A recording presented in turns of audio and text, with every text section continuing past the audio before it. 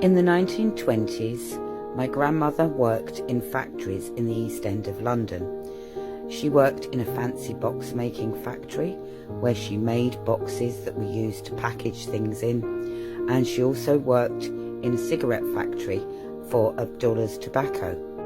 These were situated in Old Ford in Bow, and my grandmother would spend a long day making cigarettes or boxes at these factories. It was monotonous work.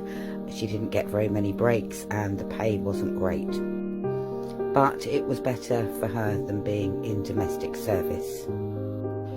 When Ethel's mother died in the late 1920s, she lived first with her sister Olive, who had always been like a surrogate mother to Ethel whilst their mother Amelia had to go out to work. But Olive already had her own family. She had already lost a child to diphtheria, and in the end my grandmother went to live with her other sister, who was called Millie.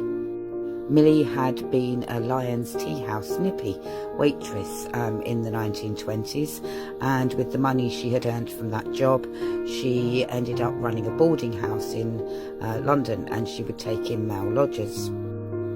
So in her 20s and early 30s, my grandmother went to live with her sister Millie in the boarding house, only Millie treated my grandmother Ethel a bit like Cinderella. She had to do all the scrubbing, the cleaning, the housework, the washing, the cooking, and this was as well as working in the factories, and in the end they had a huge argument.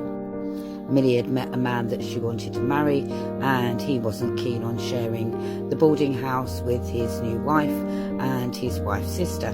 So Millie asked my grandmother to leave, and they had a huge argument and they fell out, and they didn't speak for quite a few years.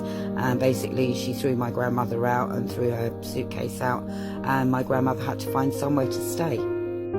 She was taken in by a work colleague, Julia, who was my granddad's sister. And they worked together in the factory, and when my grandmother told Ethel about her plight, Julia took my grandmother in, and obviously at that point my granddad had just been widowed.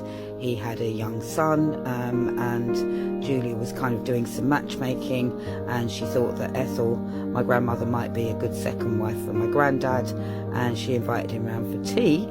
And my grandmother thought he was very tall and handsome, and she fell instantly in love, especially when she found out he was a fireman.